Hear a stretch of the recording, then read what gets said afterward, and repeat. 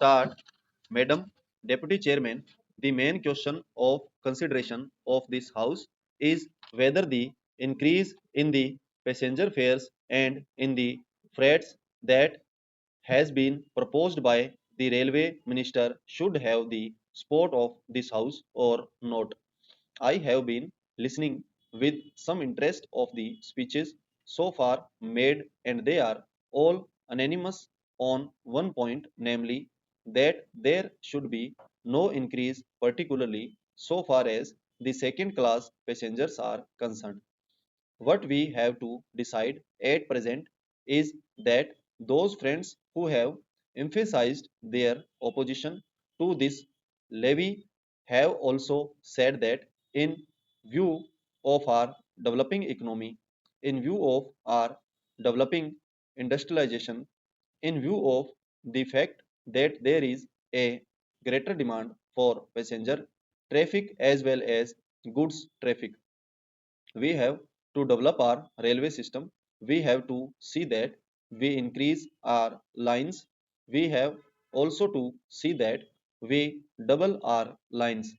We have also to see that the production of the locomotives, wagons and coaches is increased with greater rapidly. Otherwise we will not be able to meet the demand of the developing economy.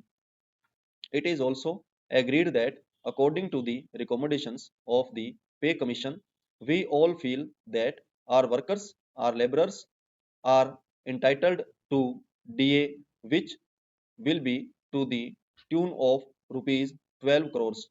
There are no two opinions about it.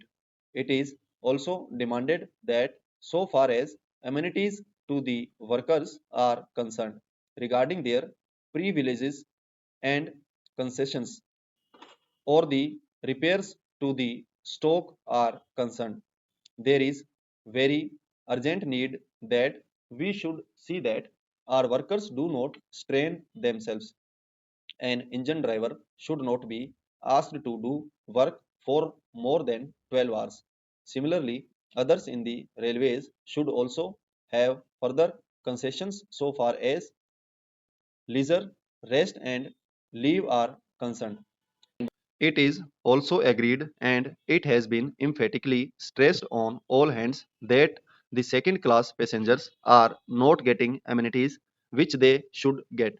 The greater portion of the income comes from the second class passengers, and the position is that they are not getting their dues by way of rest and comfort which are necessary for them. I appreciate that effort is being made, that so far as sleeping accommodation and provision of fans to the second class passengers are concerned, something is being done. But this does not touch even the fringe of the problem, and when we see the second class passengers huddled together like cattle, not even having sufficient air to breathe in, we feel that there is something seriously wrong with our railway administration.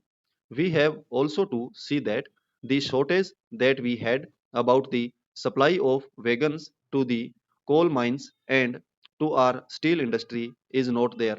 Madam, it is a strange chain of events that the minister who was in charge of steel and who gave statements in a way implying that the railways are not doing their part well, is not saddled with that responsibility, and I'm sure he must feel double responsibility because he knows how the industry has suffered or was likely to suffer. As the Minister of Steel, he charged the Railway Ministry of not doing things which should have been done.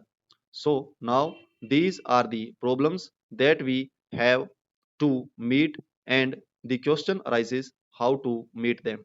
The quite understand that there could be some economy affected in administration. I could also understand that by tightening the administration and seeing that there is not much of ticketless travel, we could improve the position. I could also understand that by taking effective measures regarding the new responsibility which Parliament has placed on the shoulders of the Railway Department, namely the liability of a common carrier for goods, for which they have provided rupees 2 crores, and by having all these things in mind, there could be some reduction in expenditure, but I do not think that reduction would be of a value sufficient to meet the increasing demands of the railways. That is the problem. It is true that it will be hard to increase any fare. It would be hard to increase any freight. We do realize and we do appreciate it, and as representatives of the people, we do feel every day that our people are being taxed more and more. As regards freight, madam, my own view is that so far as food articles are concerned, this proposal should be modified just as there has been a modification in the case of giving encouragement for export and in certain other respects. Similarly, I feel that so far as food articles are concerned, the proposal should be modified, and on the other things, these freights may continue as proposed. In this way, the danger that has been pointed out by honorable minister members, and to a certain extent correctly, that if the prices of food articles go up, that would create difficulty, would be avoided. Stop.